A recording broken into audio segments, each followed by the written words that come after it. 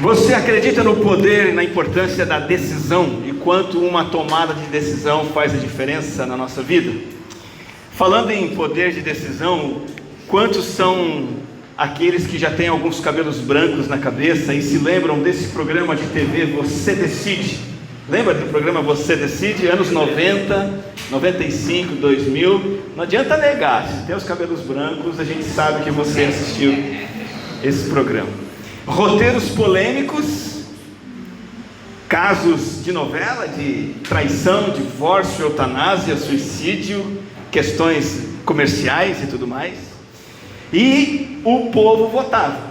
E o Você Decide foi um programa pioneiro no universo televisivo, midiático, que começou a trazer o público para participar ativamente das programações. E hoje a gente sabe que isso é muito comum. O público hoje tem que participar proativamente de tudo. Esse é o poder da decisão. Inclusive, não sei se você se lembra de um episódio de Você Decide, em que um publicitário falido, totalmente quebrado, devendo para Deus e o mundo, está num voo, e ao lado dele tem um personagem discreto, mas assim, distinto, com uma maleta. E esse camarada ao lado dele está normal no voo, quando ele tem um ataque cardíaco, um infarto fulminante, ele morre. E enquanto ele está passando mal, ele com a maleta na mão, aquela maleta está cheia de dinheiro. É a salvação da vida do publicitário. E ele, antes de morrer, ele fala: olha, essa maleta é para uma instituição de caridade. Eu peço que você encaminhe esse dinheiro para a instituição de caridade. E ele morre. E a maleta fica com o publicitário. E no final, o público decide. E as votações vão acontecendo, naquela época por telefonema, lembra? As pessoas ligavam e tinha um número para o sim, um número para o não, etc, etc. E o público votou para o publicitário ficar com o dinheiro. E isso causou um certo burburinho na sociedade brasileira toda, um rebuliço. Até o ministro Marcílio Marques, ministro da Fazenda, se pronunciou, criticando, dizendo que aquilo foi antiético e tal. Mas o que esse programa nos mostra é a importância do poder de decisão. A resposta que nós damos a um fato é fundamental. Agora vamos voltar nossa atenção para Mateus. Nós chegamos hoje na nossa série de estudos de Mateus, no capítulo 2. E Mateus já deu provas no capítulo 1 de uma coisa que é fundamental para ele e para nós. Jesus Cristo é o Messias e Salvador prometido. O evangelista, o apóstolo Mateus, mostrou isso na linhagem de Jesus. Ele é herdeiro do trono real, herdeiro de Davi, herdeiro de Abraão. Ele nasceu de forma autêntica como filho de Deus. Ele foi manifestado, foi cumprimento das profecias. O anjo do Senhor apareceu para confirmar aquilo. E agora, a história que Mateus decide contar é a história de pessoas dando resposta a esse fato. O fato foi apresentado, o rei nasceu, Deus enviou o Messias para toda a humanidade. A questão é: você decide qual a sua resposta a esse fato. A chegada do rei vai produzir respostas diversas. E o nosso texto é capítulo 2, eu quero ler com você. Abra sua Bíblia, mantenha a sua Bíblia aberta, acompanhe o estudo da palavra em Mateus, no capítulo 2, versículo 1.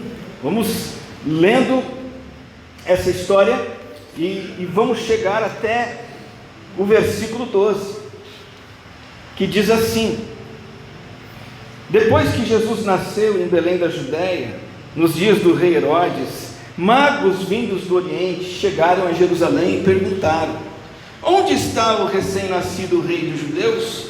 Vimos a sua estrela no Oriente e viemos adorá-lo. Quando o rei Herodes ouviu isso, ficou perturbado, e com ele toda Jerusalém. Tendo reunido todos os chefes dos sacerdotes do povo e os mestres da lei, perguntou-lhes onde deveria nascer o Cristo. E eles responderam: em Belém da Judéia, pois assim escreveu o profeta. Mas tu, Belém, da terra de Judá, de forma alguma és a menor em meio às principais cidades de Judá, pois de ti virá o líder que, como pastor, conduzirá Israel, meu povo. Então Herodes chamou os magos secretamente, informou-se com eles a respeito do tempo exato em que a estrela tinha aparecido. Enviou-os a Belém e disse: vão informar-se com exatidão sobre o menino. Logo que o encontrarem, avisem-me, para que eu também vá adorá-lo. Depois de ouvirem o rei, eles seguiram o seu caminho, e a estrela que tinham visto no oriente foi adiante deles, até que finalmente parou sobre o lugar onde estava o menino.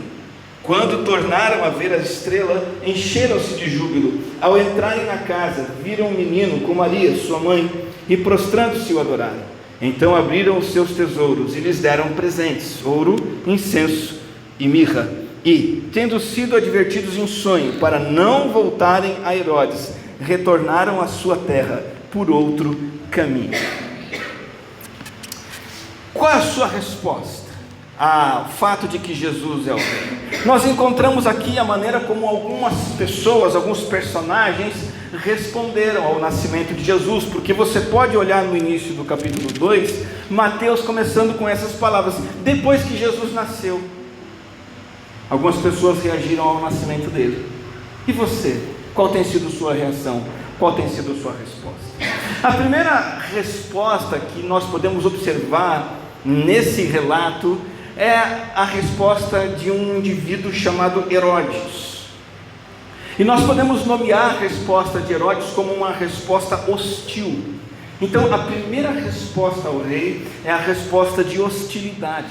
Você observa no versículo 3 que quando Herodes ouviu e fica sabendo do nascimento de Jesus, o rei dos judeus, o texto diz que ele fica perturbado.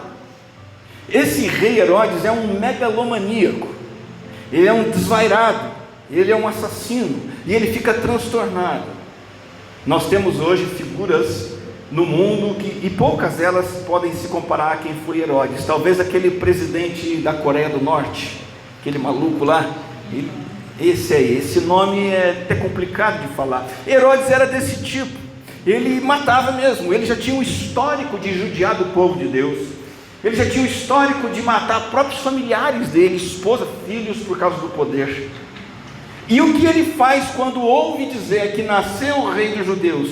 Ele toma uma série de medidas hostis, agressivas e até violentas, de controle de ameaças.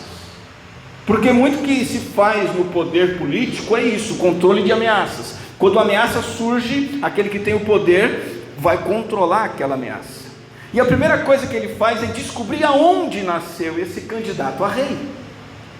E nós vemos isso no versículo 4. Ele reúne quem? Quem sabia das coisas, os chefes dos sacerdotes, os mestres da lei, e pergunta: onde que nasce? Aonde que nasce o rei? E ele fica sabendo por eles o local do nascimento. Versículo 5 diz, ele vai nascer em Belém da Judéia. O profeta anunciou que lá em Belém, uma cidade que apesar de pequena é grande, porque apesar de ser pequena em tamanho é grande pela importância de ser o local onde vai nascer o rei, o pastor, o líder que vai conduzir Israel.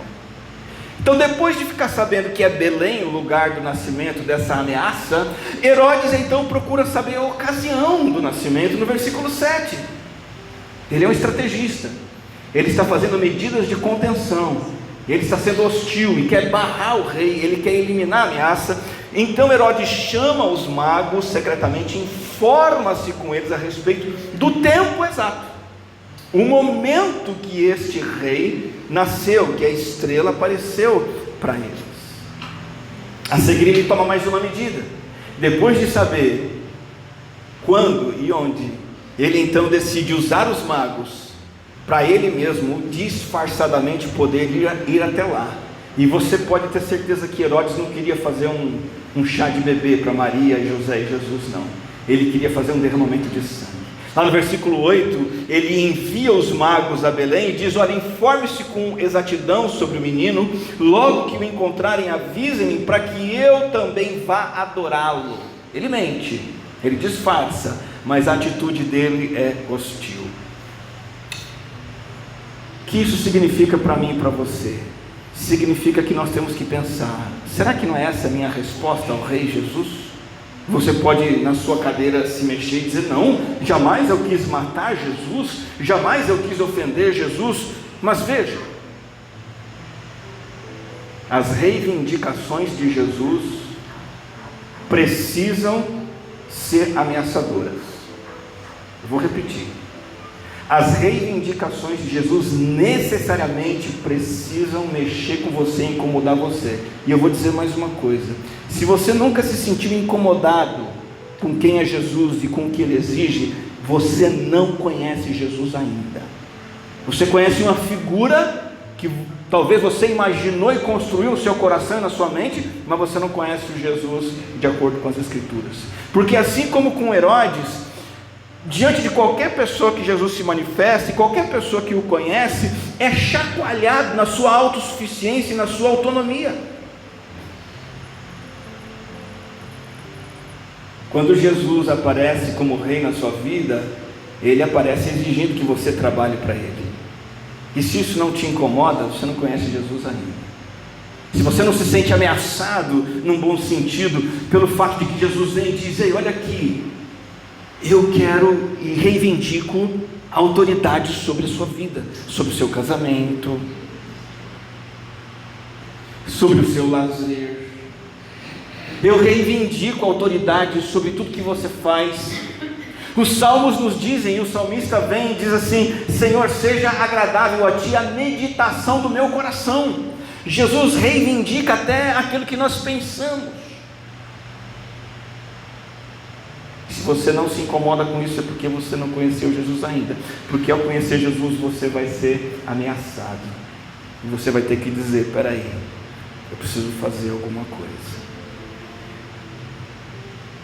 Agora, por outro lado, pode acontecer de você sentir essa ameaça, sentir que Jesus tem exigências para você, mas você toma uma medida que também Herodes tomou, a medida do disfarce. Você vem e diz assim: não, eu vou lá adorar também. E aí você vem para a igreja. Não, olha, me diga onde nasceu o rei, porque eu vou lá também prestar culto, homenagem. E você disfarça, mas no fundo do seu coração você está com Herodes. Você quer continuar comandando a sua vida e sendo dono do seu nariz e dependendo de si mesmo. E isso também é uma forma de hostilidade. Assim como Jesus aparece e chacoalha as estruturas do rei, Jesus Cristo, para cada um de nós, quando Ele aparece, Ele reivindica. E a proposta dele para você e para mim é a seguinte: olha, é o seguinte, camarada, é tudo ou nada. Eu não quero metade. Eu não quero 25% da sua vida, eu não quero 80 nem 90, é tudo ou nada. Ele reivindica a totalidade, porque Ele é nada menos do que o soberano. Então vá considerando as respostas que você e eu podemos estar dando para Jesus. A primeira é a resposta de Herodes, uma resposta hostil, de recusa, de rejeição, de dizer: não, eu quero continuar no comando, eu quero continuar dependendo de mim mesmo, eu não vou entregar o controle da minha vida, dos meus pensamentos, das minhas palavras, do meu comportamento, eu não vou entregar para o Senhor. Eu vou tomar medidas de contenção para continuar me controlando, mesmo que eu precise disfarçar, mesmo que eu precise aparentar religiosidade. O Evangelho de Mateus conta mais respostas. E a segunda reação é a reação dos religiosos. E a gente pode chamar essa reação de indiferença. Quem aparece em cena aqui são os religiosos. No versículo 4, o Herodes reúne esses camaradas, os arquissacerdotes. Aí diz assim: ele reúne esses chefes dos sacerdotes, ele reúne esses doutores, esses mestres, esses suprassumos da lei. Por quê? Porque ele quer saber onde vai nascer o Messias. Mas preste atenção, esses camaradas, eles sabem onde nasceu o rei, mas eles não estão nem aí. Eles já conhecem as profecias de Miqueias, as profecias de Isaías, eles conhecem a Bíblia. Se você fizer um quiz bíblico, eles ganham. Se você fizer uma competição de Bíblia, ele vai ganhar, ele vai saber mais versículos de cor, ele vai conhecer a história, ele vai saber tudo de teologia, eles sabem de cor. E este é o fato mais aguardado de todos os fatos que Deus comunicou nas Escrituras. aonde o Messias iria nascer, fatos sobre o nascimento de Jesus. Isso é o mais importante. Eles sabem isso, mas isso não chega no coração. Isso não mexe com as suas ações, com os seus pés, com as suas palavras. Os religiosos nos mostram a resposta a Jesus, que é a resposta da indiferença. Você até sabe, mas isso não mexe com o teu coração. Você até conhece, mas você não tem paixão. Você até tem entendimento, mas você não se move. Você não chora. Você não se entristece, você não se alegra, você não se apaixona. É diferente. Está lá, está tudo lá, a Bíblia está lá, a igreja está lá, eu estou aqui. E vamos em frente. E nada muda. E não há um engajamento. Eles não saem do lugar e não vão a Belém identificar esse rei, adorar, não. Ao contrário, por serem indiferentes, eles acabam servindo a quem? Ao diabo e a Herodes. Porque eles servem para informar Herodes aonde Jesus nasceu. Eles estão ajudando. O indiferente acaba fazendo isso. Ele acaba ajudando quem quer destruir Cristo e sua obra. Hoje, é importante que cada um de nós se questione: que atitude eu tenho para com Jesus Cristo? Uma atitude de devoção, de ardor, de foco na sua graça, na sua glória, no seu poder, na sua vontade? Que atitude você e eu temos para com a palavra de Jesus, as Escrituras? Não mexe com o nosso coração, não nos tira da cama mais cedo, não nos faz chorar, não merece a nossa atenção no sentido de olhar para ela, memorizá-la. Como está a sua vida de oração? Como está a sua vida de louvor e adoração ao Senhor, fora daqui e aqui dentro também? Nós encontramos aqui na descrição dos religiosos o perigo da religião.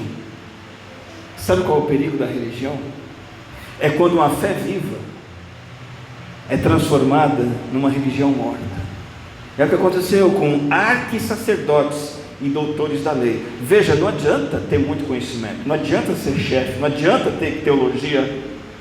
Isso não é suficiente. Isso não foi suficiente para eles. A fé viva foi transformada numa religião morta. Então você acredita em Jesus, você se entrega para Ele, Ele morreu pelos seus pecados, e você então é salvo, você ama Jesus, agradece, você começa a servir, você começa a louvar, você começa a contribuir, levar uma vida santa, você começa a testemunhar de Jesus Cristo para as pessoas em casa, no trabalho, mas com o tempo, a religiosidade vai matando a fé, e a indiferença vai crescendo, crescendo, crescendo, ao ponto do rei nascer, e você nem se importar. Muito cuidado com isso. Falta de sensibilidade espiritual, de não se importar. Vai ter a programação da igreja, tá bom, se der eu vou. Chega lá, de vez em quando, chega meio atrasado, porque teve outras coisas mais importantes para fazer. Tem culto, legal, quando der eu vou. Está pedindo oferta, puxa vida, esse mês está apertado. Nossa, não está dando tempo de ler a Bíblia, que pena. Meus colegas de trabalho não querem saber de Jesus mesmo, não vou ficar evangelizando, não vou ficar na minha. Indiferença. Sabe, mas não faz. Sabe, mas não faz. Sabe, mas não faz. E esse é um perigo muito grande que todo cristão sofre. Ir sabendo e não fazendo. E quando vê, você está aliado a um próprio Herodes, àquele que quer destruir Cristo e a sua obra. Mas não para por aí. Nós temos a resposta da hostilidade, nós temos a resposta da indiferença. Terceiro lugar, nós olhamos para o povo nessa história. E há uma pequena descrição do povo nessa história aí no versículo 3, porque quando Herodes ouviu isso e fica perturbado, o que o versículo 3 nos diz? O que o povo faz aí no versículo 3? Fica preocupado junto com Herodes. Pesquisando um pouquinho da história de Herodes e de como ele governava a Palestina, eu descobri uma frase muito interessante que se dizia na época: Se Herodes não estava feliz, ninguém mais estava feliz. É o que se dizia. E em alguns países é assim: se o rei não está contente, o povo todo não está contente. Porque ele é um maluco. E do nada ele resolve derramar sangue. E se ele resolve, ninguém impede. E se ele fica revoltado, todo mundo se estremece. O povo fica perturbado também. Sabe por quê?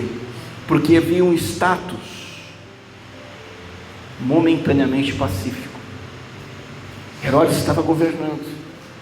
E que nenhuma ameaça se levantasse contra ele, nem mesmo a ameaça da promessa do próprio Deus de nascer um rei, que viria trazer o governo, que viria trazer a direção de Deus, e que seria o líder e conduziria Israel, o seu povo. O povo junto com Herodes, o povo de Jerusalém, não quis que aquilo acontecesse, não quis aquele abalo. Era melhor ficar como estava, conforto acima de tudo. Temos que pensar nisso também. Muitos cristãos escolhem responder a Jesus dessa forma: o que é mais confortável? Eu não quero sair da minha zona de conforto, eu quero ficar na comodidade. Está bom do jeito que está. Deixa eu dizer uma coisa para você: discípulo de Jesus verdadeiro não diz isso.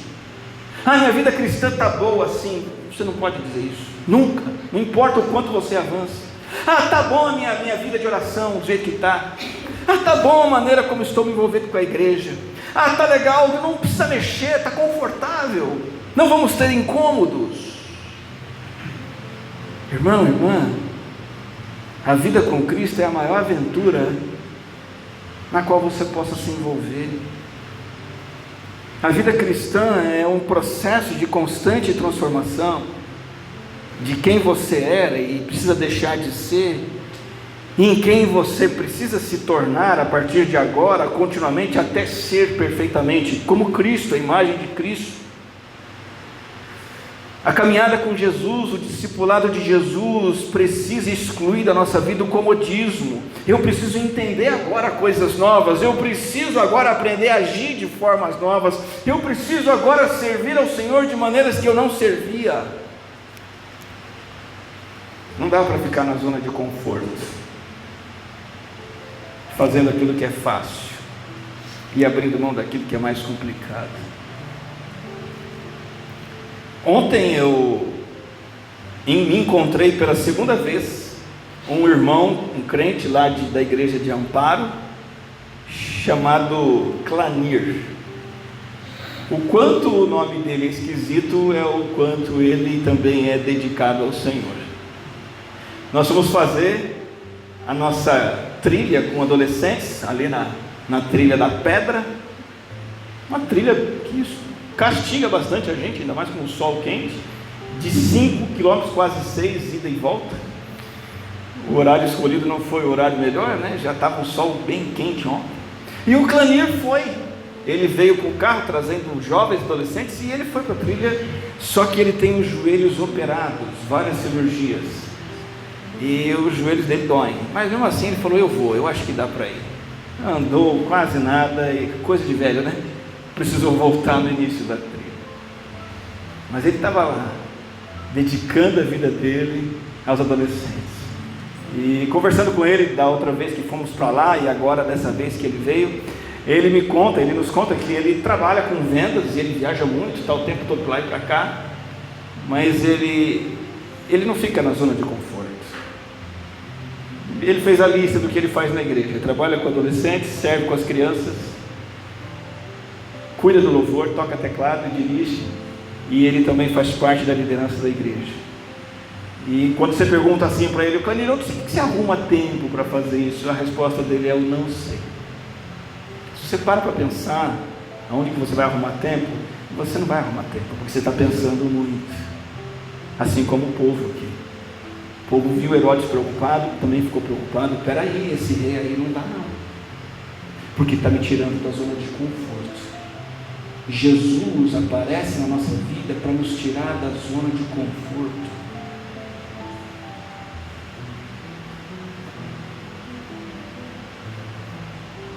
Quarta e última resposta do texto ao rei, lembrando-se do poder de decisão. Você decide, a resposta que você dá a um fato é decisiva e determinante. A quarta é a resposta dos magos, a resposta é adoração. Antes de olharmos para a adoração dos magos, vamos olhar para o quanto de fantasia que existe sobre esses camaradas. Já ouviu falar em Baltazar, Melquior e Gaspar? Pois é, a tradição da Igreja Católica inventou esses nomes. Nomes de 3 reis, diz a Igreja Católica. Reis vindos da Arábia, da Pérsia e da Índia. Esses camaradas têm os seus ossos enterrados lá em Colônia, na Alemanha. Fantasias que a Igreja Católica adora criar para desviar o foco das coisas. Você já viu cartões de Natal? Aqueles presépios de Natal?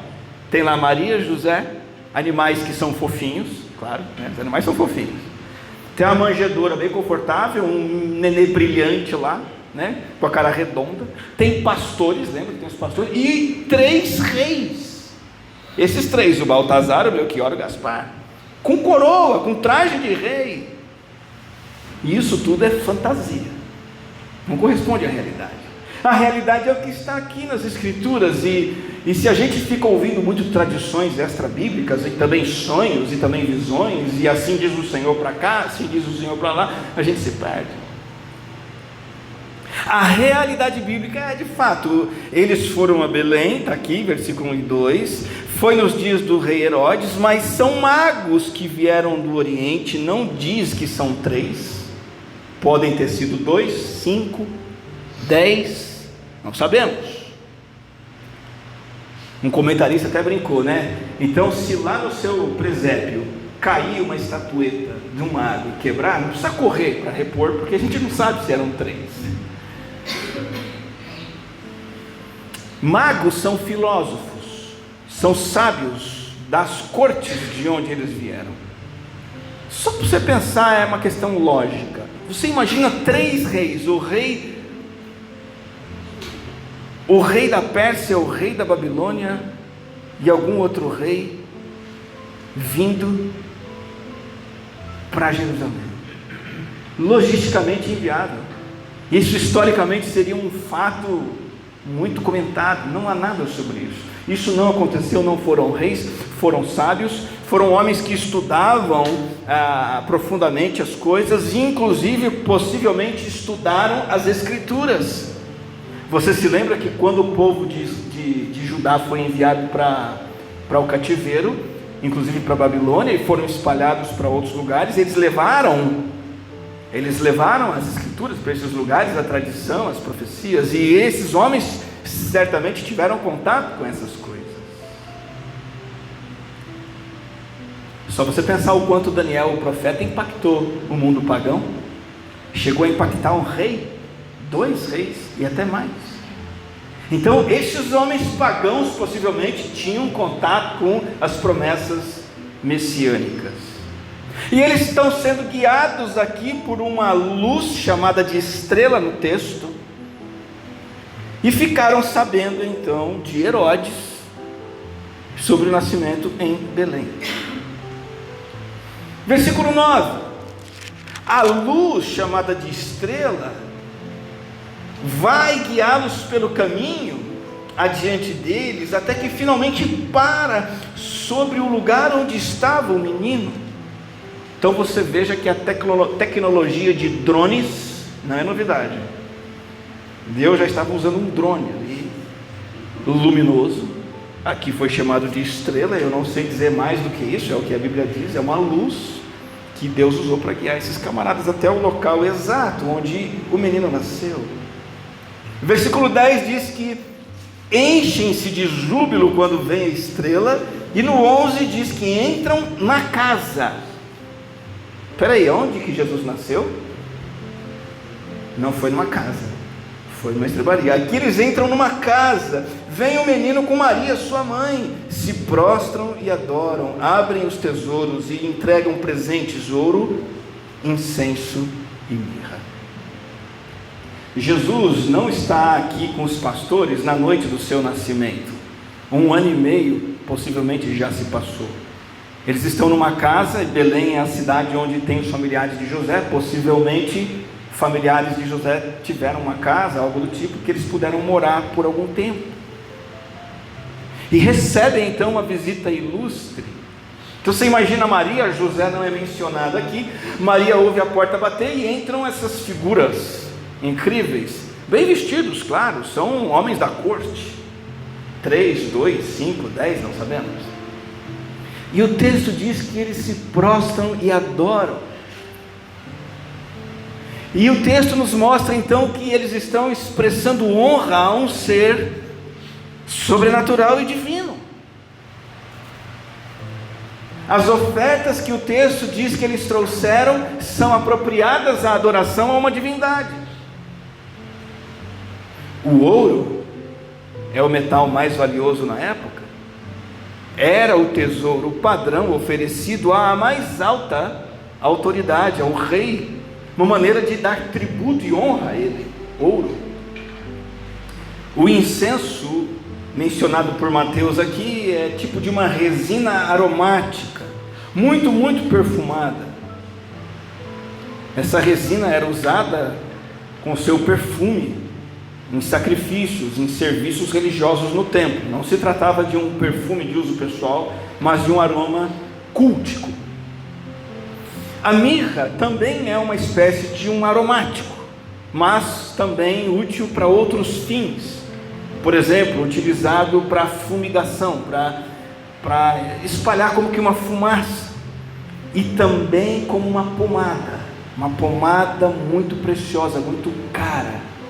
A mirra, ouro, incenso e mirra. Para e pensa, que diferença de resposta, que diferença de atitude, de postura, de coração, de entrega.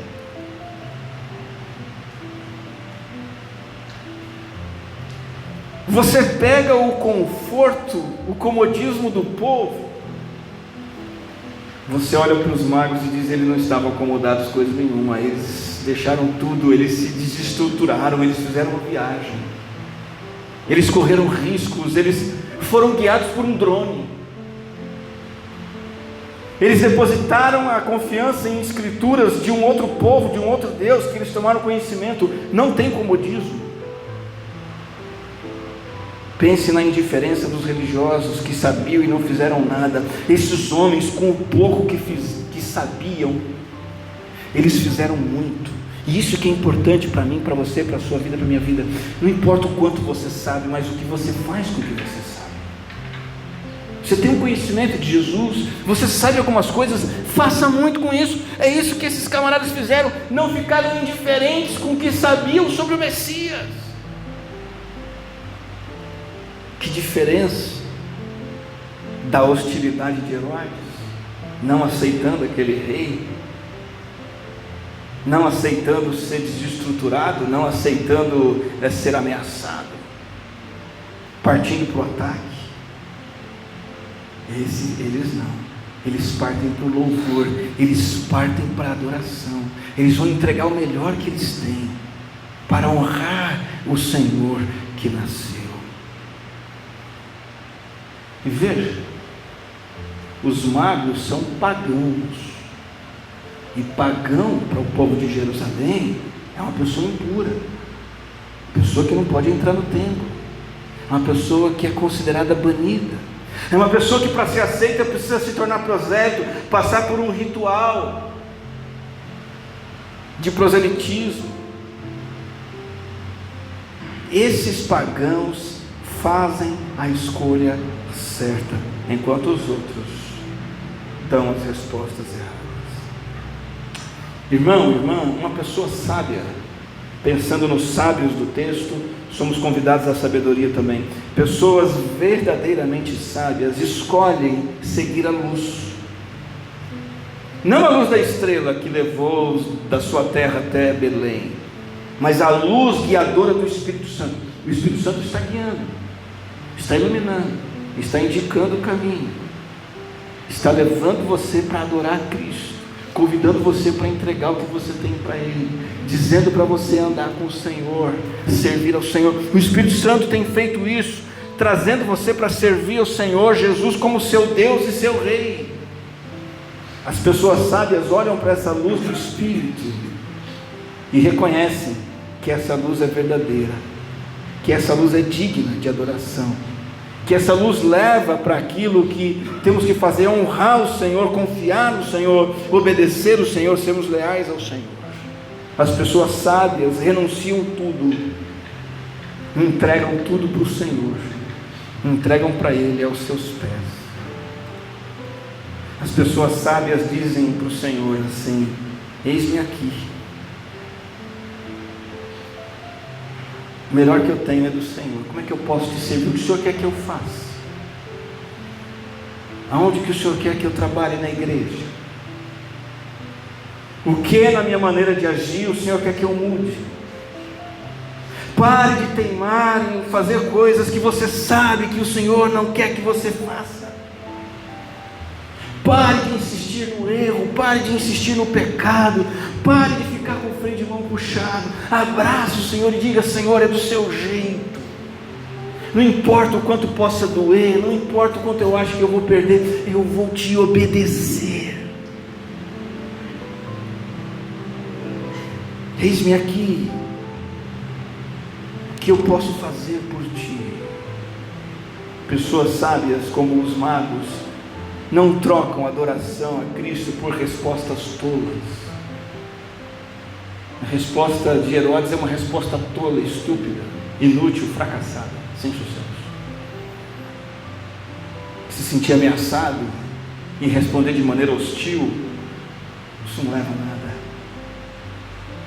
A resposta dos religiosos é uma resposta tola, inútil, da indiferença. Continua indo à igreja, continua sendo religioso, continua sendo batista, mas não fazer nada pelo Senhor. Essa resposta de indiferença é uma resposta fadada ao fracasso.